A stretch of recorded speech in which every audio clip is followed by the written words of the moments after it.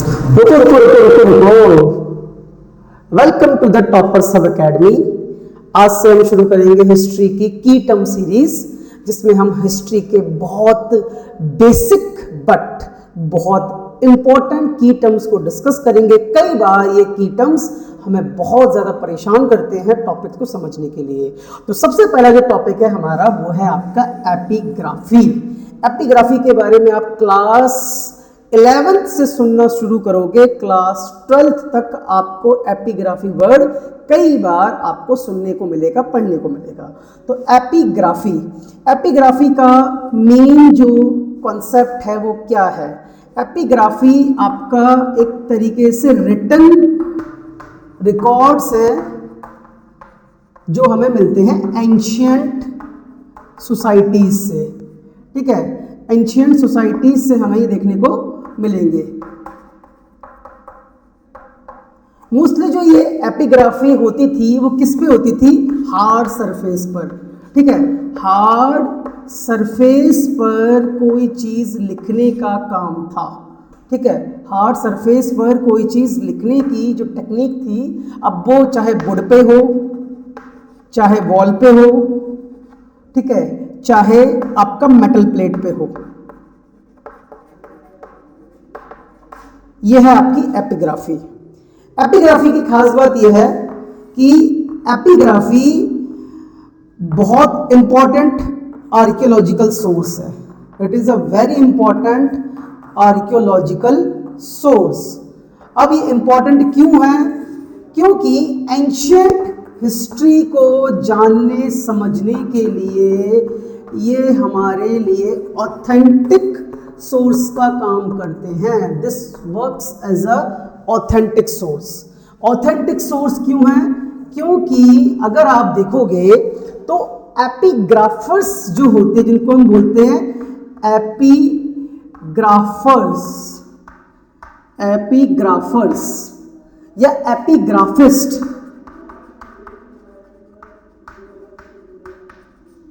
ये एक्सपर्ट्स होते हैं जो इंक्रिप्शंस को पढ़ने में उनको बहुत अच्छी खासी काबिलियत हासिल होती है।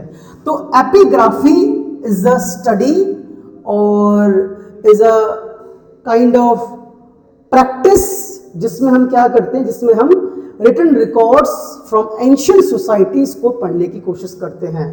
एग्जाम्पल के तौर पे अगर आप क्लास 11th देखोगे, क्लास 11th का जो चैप्टर 1 है राइटिंग एंड सिटी लाइफ, उसमें सबसे इम्पॉर्टेंट जो चीज़ हमें मिलती है, जो हमें मेसोपोटामिया के बारे में बहुत डिटेल में इंफॉर्मेशन देती है, वो है उनके टैबलेट्स।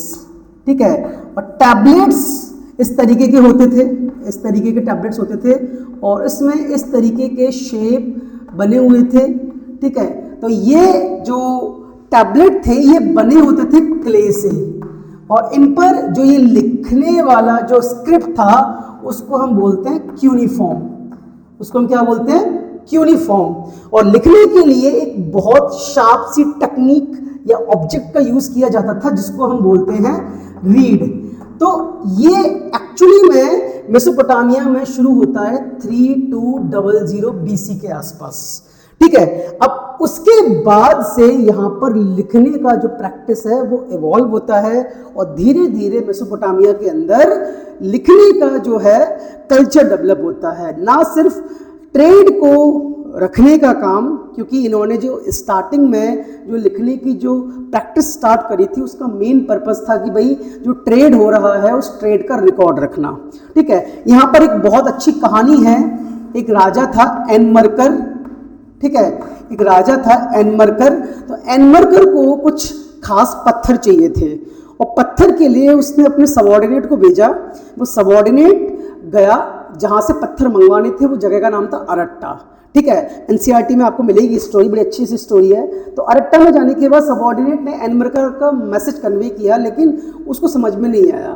फिर वो सबॉर्डिनेट वापस आया। तो ऐसे करते करते कई बार, लेकिन एक बार जब लास्ट टाइम एनमरकर को लगा कि ऐसे काम नहीं चलेगा, तो एनमरकर ने किसी पर लिखकर बोला कि ये लिखा हुआ है, ले जाओ और दिखा दो।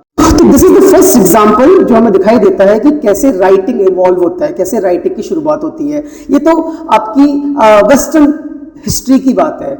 अगर हम एंशियंट हिस्ट्री ऑफ इंडिया देखें तो हमें देखने को मिलेगा कि इंडस वैली सिविलाइजेशन में भी काफी सारी चीजें हमें लिखी हुई मिली हैं, बट अफसोस इस बात का है कि हम इसको नहीं पढ़ पाते। ठीक है, क्योंकि अगर आप एंशियंट इंडिया की जितनी भी स्क्रिप्ट्स को देखेंगे उसमें एक खास बात आपको देखने को मिलेगी। जब हम बात करते हैं इंडस वैली सिविलाइजेशन के बारे में तो एनिमल पिक्चर्स आपको दिखेंगी इनकी राइटिंग्स में, जिनको हम बोलते हैं एनिमल मोटिव।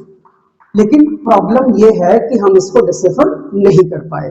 तो एपिग्राफी बहुत इंपॉर्टेंट एस्पेक्ट है जब हम बात करते हैं to understand the ancient history.